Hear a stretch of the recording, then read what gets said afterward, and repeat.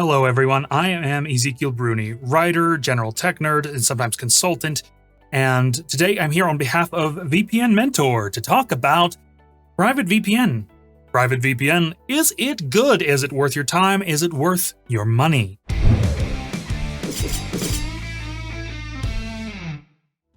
Before I get into the details, of course, please do consider liking and subscribing to the channel. If you find this video useful and helpful or educational, or it helps you make a good purchase, please, or not make a bad one, please let us know in the comments as well, and maybe click that notification bell icon down below so you always get the latest updates from our channel. Also, do check the description below. We will have links to things like the full review of PrivateVPN with all of our speed tests, all of the streaming services we tried, and basically everything you might want to know. This video review will be kept fairly simple. I will mention a few things my nerd friends might find interesting, but generally I'm trying to keep it beginner friendly. But, full review below, as well as a coupon page if you want a discount on your first month or 6 months or year of PrivateVPN or any other major VPN. All right, so let's get right into it. First up, let's talk about speed. The VPN is on. I am connected to a Dallas server. Don't worry about me showing that IP address because, well, it doesn't matter. This is a VPN server IP address. Don't worry about the time it takes to connect. That happens even on connections without a VPN. That is a very solid ping at 40 milliseconds. The speed ramped up pretty quickly this time, faster than other tests, I must admit. Up to about 89 megabits per second. My connection is about 115, just so you know. But that's a solid and pretty average speed. The upload speeds are about where they should be, if I'm honest. So there we go. Those are some pretty solid results, all things considered. Now, a couple of quick things I should mention in the speed category. I should mention that PrivateVPN has servers in 62 countries. That is actually a pretty respectable number. The actual server count, I have to say, is not as important as the number of countries it's in, the server spread. Because the more countries your VPN has servers in, the more likely it is you can find one that's close to you. When you're just looking for pure speed and relative anonymity, for pure anonymity, use the Tor browser in conjunction with a VPN. But for that pure speed, you want a server that's close to you. 62 countries is a decent server spread. Not the best. ExpressVPN has like 94, so, make of that what you will. But for the budget, PrivateVPN server spread is pretty solid. PrivateVPN does not have a split tunneling feature, so you can't decide which applications will use the VPN and which ones won't. If you connect the VPN, your whole computer's using the VPN. That's life. But otherwise, the speed tests and other things I'm quite happy with. So that's where we are on that. Let's talk about what everyone really wants to use a VPN for, if we're honest. Well, here we are. We're, again, connected to the Dallas server. I'm on Netflix, and I can get all my usual shows that I can access in Mexico, but I can also get the ones that are only available in the US.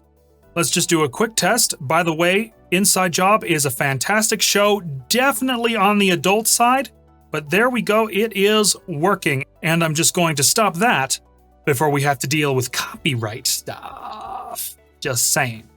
Generally speaking, there is a focus on streaming access with PrivateVPN. It is pretty much designed to make streaming easy and relatively quick. And honestly, I am quite satisfied with the streaming experience I've had so far. The HD video looked just fine when I tested it out earlier, without all the prying copyright eyes and all that. So, solid stuff, no complaints there. Mind you, you should keep an eye out for our tutorial on how to watch Netflix from anywhere in the world, and other similar tutorials here on our channel. Maybe you'll see them in the title cards at the end. So, keep an eye out for that. Now, let's quickly go over a few other features. PrivateVPN does support torrenting. So if you want to download legal torrents from places like public domain torrents or the Internet Archive, or if you just want to download a Linux distribution, you can do that just fine. PrivateVPN also has a very interesting thing that they call the Stealth VPN feature, which basically makes the VPN pretend it's not a VPN. This means it can actually work in places like China, where VPNs aren't allowed.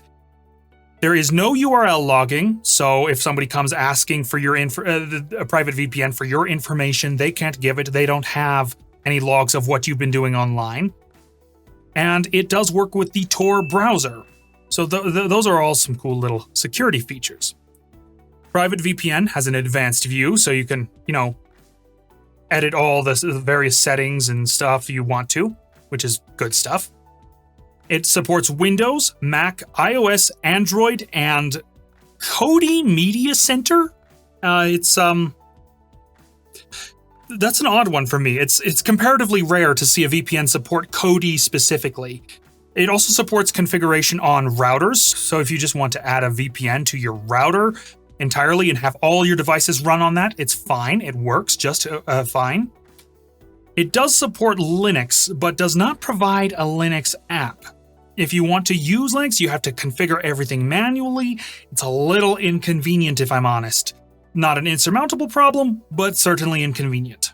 You can connect up to 10 devices at a time, which is actually a pretty solid number. You can install, of course, PrivateVPN on as many devices as you want, but you can connect up to 10 to the network at a time. It has live chat and email support, which is pretty solid. My experience was pretty decent. I just got on the live chat and they responded to me quickly enough. And it has very low initial pricing. The pricing goes up after the first year or so when you buy, but the initial pricing is very low, which can help you get started when you're on a budget. There's a 30-day money-back guarantee if everything goes terribly wrong, and again, check the links in the description below for our coupon page for a discount on PrivateVPN or any number of other major VPNs, really. PrivateVPN, speaking of paying for it, PrivateVPN accepts Apple Pay, Google Pay, credit cards, PayPal, and Bitcoin, which is a pretty solid thing. And let's get on to my final impressions here. While it's a bit light on features and has comparatively limited platform options, like it doesn't work so well on consoles and such, it's fast and it's cheap. It's altogether pretty solid. It's great for people who need decent security on a budget. Ultimately, it's okay. There are some slightly better budget options, including CyberGhost and private internet access, but we generally recommend ExpressVPN for people who want all the bells and whistles at a reasonable price. Not the cheapest, but reasonable. When you want to upgrade from PrivateVPN, for example, ExpressVPN might well be the option for you. It does everything, gaming, streaming, and it does it all super fast. It's the one I personally use. So again, check the link in the description for the full review of PrivateVPN and all the tests we ran. And if you found this video useful and helpful, please do like, subscribe, comment, click that notification bell icon. I had a good time making this video. I hope you had a good time watching it. This is Ezekiel Bruni, signing out.